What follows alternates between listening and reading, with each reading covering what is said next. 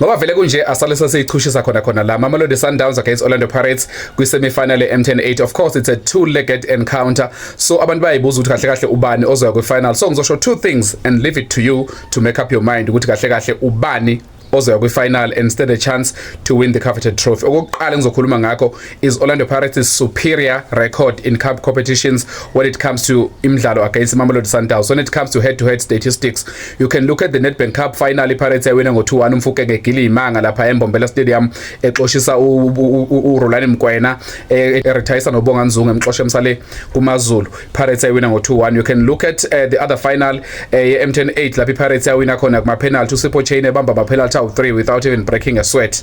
Wabamba wonke ama penalty Sundowns. Pirates yawina leyo cup leyo kalula M10-8. You can go back maybe 2022 and look at the semi-final yadlalwa iPirates neSundowns. iPirates ibhuxeke Sundowns ngo-3-0 ePeter Mokaba Stadium. Is first leg ayiphele ngo-1-1 usale ngwagela imanga lapha ePeter Mokaba Stadium. Kwi-second leg eshaya Sundowns ngo-3-0. You can go back to 2016 iPirates dlala neSundowns kwi-Nedbank Cup iwina ngo-2-0 short. By the way kuleyo game uEdwin Jima wathola i-red card nge-second half for a malicious tackle on Kama Billiat. iPirates yakwazi to hold on for dear life ishorta, and in extra time yashaya 2 goals ishorta kwakora uThenda Indoro noMpho Makula. You can go back to 2014 when uPitso Msimane ekhala inyembezi ethi uDenklethi uyayiwisa ngathi udutshulwe kwakora uBhatsela noDenklethi lo game ethi uPitso uDenklethi uwangathi udutshulwe. Hey madoda ngoba kade wasasiyibhuxeke iSundowns. You can go back to 2012 ufike ubuke lapho iPirates yadla khona iSundowns M10-8 first leg yaphela ngo-3-2. Phethu Drogba Ndulula madoda asukaneni madoda.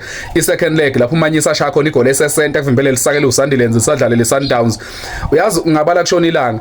The only two games that I can remember in the last 20 years Sundowns yake iwina kuyi-cup against Pirates. I-M10 i-SAA M10-8 kuphi ndawo kwasho losophongo lwathi ndawo lutho awundawo kwakuse SAA Super 8 le endala iSundowns yawina the year, if my memory serves me right, was 2007. Ngisanda kushona uGift Leremi igoli la kora uBrent Carrell lapho coming from a throw in la bounce qhamuke seshaya nje igoli leyisinayi.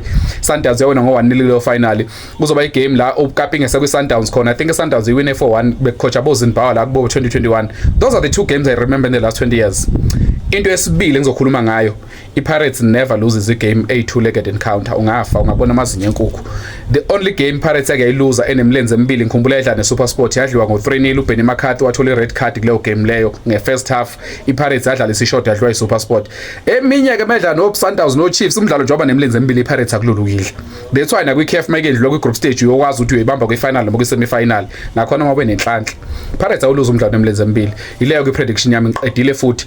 You can make up your mind ke na uthi ubani ozowina leyo game leyo futhi uyayibonela ukuthi ubani ozoyiwina. Thank you.